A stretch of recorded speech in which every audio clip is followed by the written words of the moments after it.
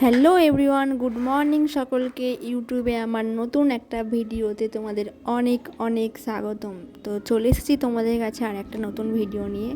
তো আজকের ভিডিওতে আমি সকালবেলা মানে আমার ডেলি লাইফস্টাইলের সকালবেলাটা আমি কীভাবে কাটাই সেটাই তোমাদের সঙ্গে শেয়ার করব। সকালবেলা ঘুম থেকে উঠেই আমি আমার রুমটাকে ক্লিন করে নিয়েছি, পরিষ্কার করে নিয়েছি। তো সেটাই মানে তারই ভিডিও করে তোমাদেরকে দেখাচ্ছি যে সকালবেলা উঠেই আমি আমার বেডটা রুমটা পুরোটা পরিষ্কার করে নিয়েছি। আর তারপরেই দেখো আমার তাতুকে আমি খাবার মানে হরলিক্স দিয়েছি, ও নিজেই নিজের হরলিক্সটা নিতে পারে। তো করে দিয়ে তারপরে আমরা চা করতে মানে আমি চা করতে চলে এসেছি। তো আমি আগে দুধ চা খেতাম, এখন আমি র চা খাই। র চাটাই বেশি মানে ভালো লাগে।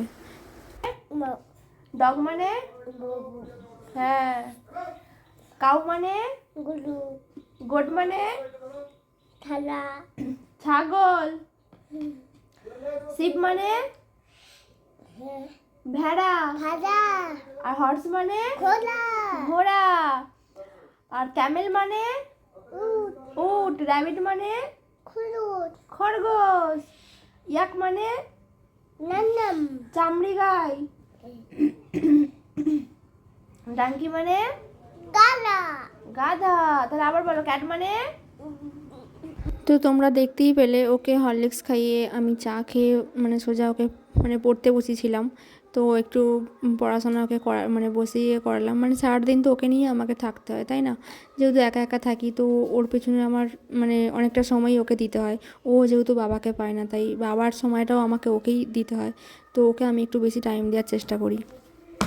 একটা কথা কি জানো তো, মানে যাদের হাজব্যান্ড কাজের সূত্রে বাইরে থাকে, ঠিক আছে, আর যারা শ্বশুরবাড়িতে একা একা থাকে, তো তারাই জানে যে মানে কত রকমের প্রবলেম শ্বশুরবাড়িতে ফেস করতে হয় বা কত রকমের প্রবলেম হতে পারে, বা তার হাজব্যান্ডকে ছাড়া কীভাবে চলতে হয়, একা একা চলতে শেখা, সব কিছুই মানে শিখে যেতে হয়। না শিখলে তো উপায়ও নেই, তাই না?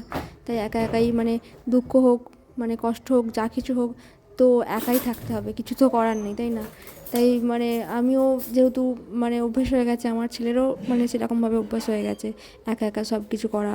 মানে কোনো আনন্দেও মানে হাজব্যান্ডকে কাছে পাই না, আর দুঃখে তো পাইও না।